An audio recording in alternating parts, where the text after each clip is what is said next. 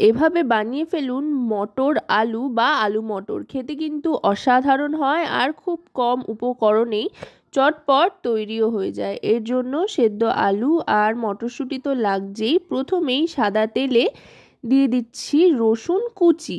রসুন কুচি করেই দেবেন, তাহলে দেখবেন বেশ অন্যরকম একটা ফ্লেভার আসছে আর খেতেও দারুণ লাগছে। রসুন কুচিটা একটু লাল রং ধরে আসলে দিয়ে দিতে হবে পেঁয়াজ কুচি। ফোড়ন হিসেবে কিন্তু আর তেমন কিছু এখানে ব্যবহার করছি না, ডিরেক্ট রসুনটাই দিয়ে দিয়েছি।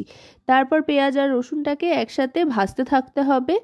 পেঁয়াজটাও বেশ সুন্দর একটা হালকা ব্রাউন রং দেখুন আসতে আরম্ভ করেছে আর পেঁয়াজটা একটু একটু নরম হতেও শুরু করেছে।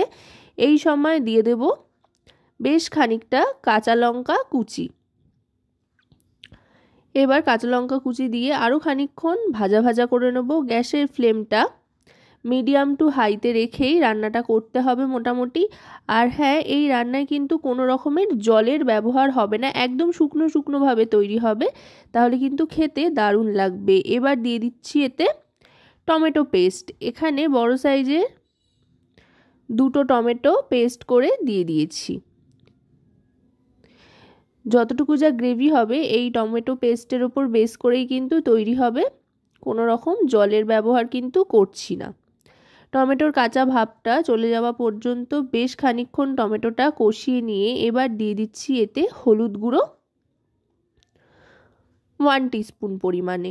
এবার দিয়ে দিচ্ছি ভাজা জিরের গুঁড়ো। আপনারা এমনি নর্মাল যে কোনো জিরের গুঁড়ো ব্যবহার করতে পারেন, তবে ভাজা জিরের গুঁড়ো দিলে যে কোনো রান্নার স্বাদ কিন্তু অনেক গুণ বেড়ে যায়।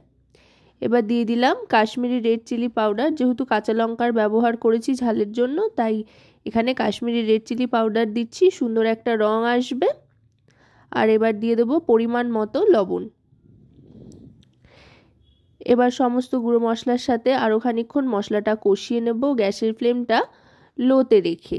যেহেতু কোনো রকম জলের ব্যবহার করব না, তাই গ্যাসের ফ্লেমটা মোটামুটি লো টু মিডিয়ামে রেখেই কিন্তু গোটা রান্নাটা করে নেব, যাতে মশলাটা লেগে না ধরে সেদিকে লক্ষ্য রেখে। এবার দিয়ে দিচ্ছি মটরশুঁটিগুলো।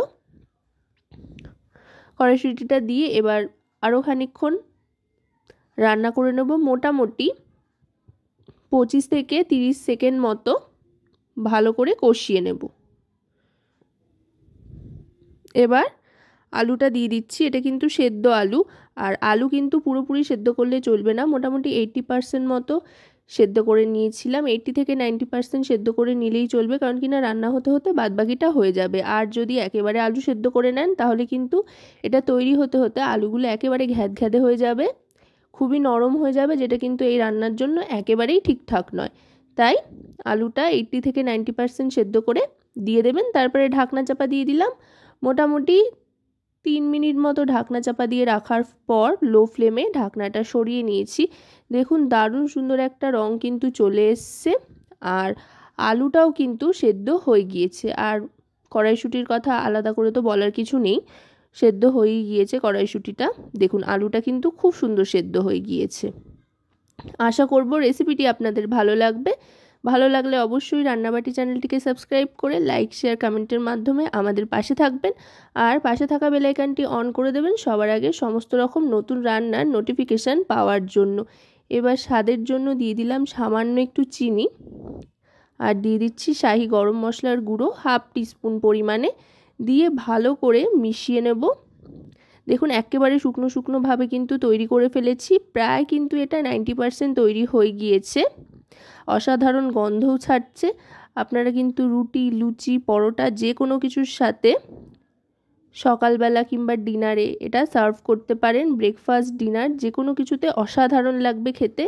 এবার খানিকটা তাজা ধনেপাতা কুচি ছড়িয়ে দিচ্ছি, ছড়িয়ে দিয়ে ভালো করে মিশিয়ে নেব। ধনেপাতা কুচিটা অপশনাল, যেহেতু আমাদের প্রত্যেকটা রান্নাতেই বাড়িতে ধনেপাতা খেতে সবাই খুব ভালোবাসে বেশিরভাগ ক্ষেত্রে, তাই ধনেপাতা কুচিটা দিলাম। আপনারা না চাইলে নাও দিতে পারেন।